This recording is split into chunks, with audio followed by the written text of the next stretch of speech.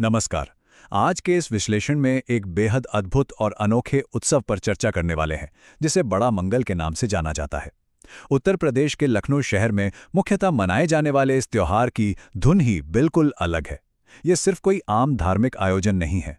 इसमें सदियों का इतिहास, नवाबी परंपराएं, सांप्रदायिक एकता और बेहद गहरा खगोलीय महत्व छिपा हुआ है। और सच कहूं तो जब बात 2026 के बड़ा मंगल की आती है, तो ये आयोजन एक बिल्कुल ही ऐतिहासिक रूप लेने वाला है। तो चलिए बिना वक्त ज़ाया किए पूरे उत्साह के साथ इस सांस्कृतिक और आध्यात्मिक सफर पर चलते हैं।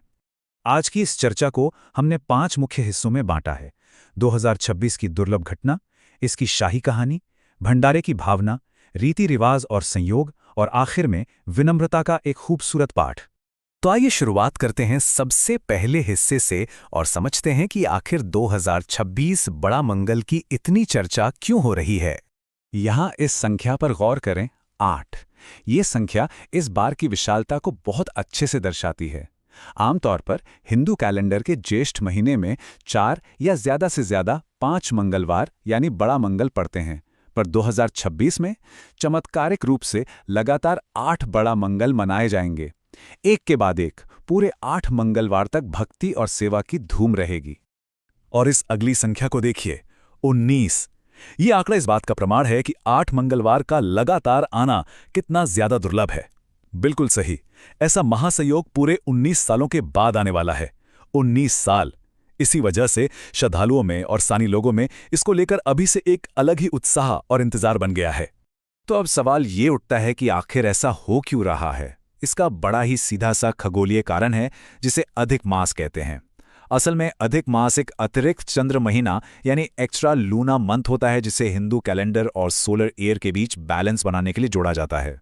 2026 में इसी अधिक मास की वजह से ज्येष्ठा महीने की अवधि लंबी हो जाएगी, और यही कारण है कि 4 की जगह पूरे 8 बड़ा मंगल देखने को मिलेंगे। इस टाइमलाइन को देखने से तस्वीर और भी साफ हो जाती है।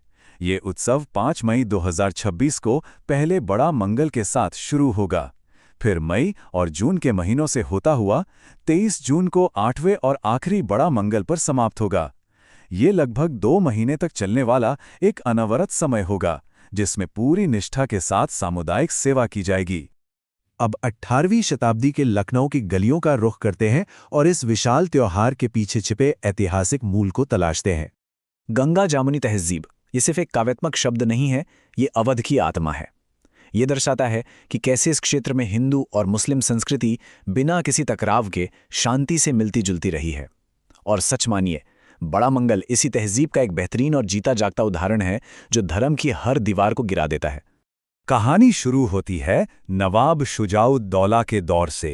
कहा जाता है कि नवाब की दूसरी पत्नी बेगम जनाबे आलिया अवध के सिंहासन के लिए एक उत्तराधिकारी की तलाश में थीं। तभी एक रात उन्हें एक दिव्य सपना आया। उस सपने में उन्हें एक अदृश्य शक्ति ने निर्देश दिया कि वो भगवान हनुमान का एक मंदिर बनवाएं। सपने को सच मानकर इस्लामाबादी क्षेत्र में खुदाई करवाई गई और वाकई वहां जमीन के नीचे से भगवान हनुमान की एक मूर्ति मिली। इस मूर्ति को बड़े ही आदर के साथ एक हाथी पर रखकर लखनऊ शहर लाया जा रहा था। पर फिर हुआ एक चमत्कार। हाथी अलीगंज के पास आकर रुक गया और आगे बढ़ने से पूरी तरह इनकार कर दिया, मानो उसने जगह खुद चुन ली हो। इसे एक दिव्य इशारा मानकर मूर्ति वहीं स्थापित कर दी गई, जिसे आज हम प्रसिद्ध अलीगंज हनुमान मंदिर के नाम से जानते हैं। खैर, हर कहानी को देखने के 2 नजरिए होते हैं।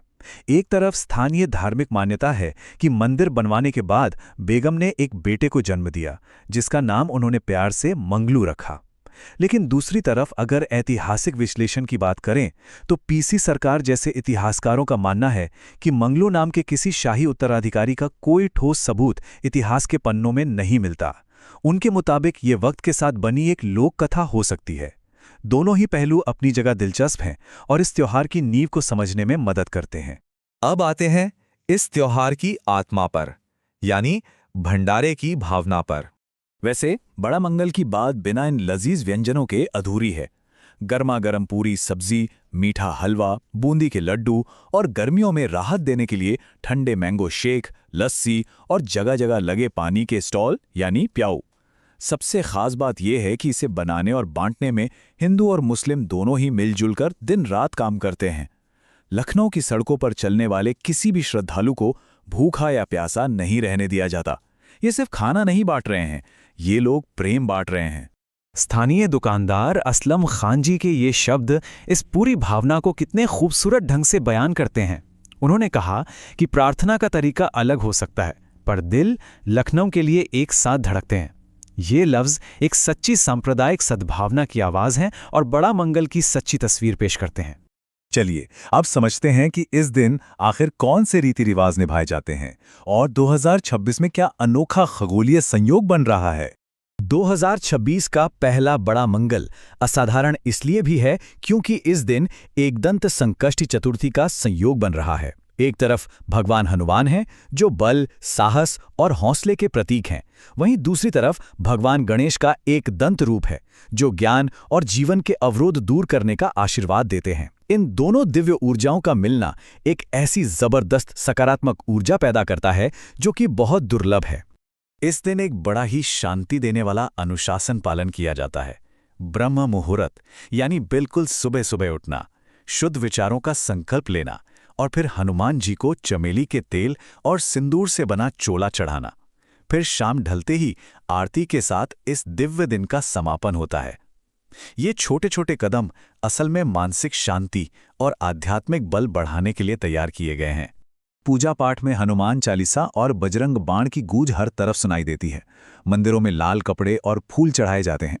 पर सबसे अहम बात गौर करने वाली ये है कि ये व्यक्तिगत प्रार्थना अंत में जरूरतमंदों को भोजन बांटने वाली उसी सामुदायिक सेवा से जुड़ जाती है जिसकी बात हमने अभी थोड़ी देर पहले की थी।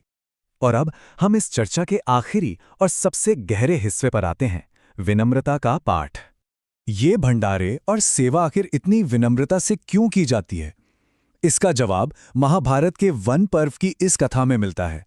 कहानी कुछ ऐसी है कि भीम, जिन्हें अपनी अपार शारीरिक ताकत पर बहुत घमंड था, एक बार जंगल से गुजर रहे थे।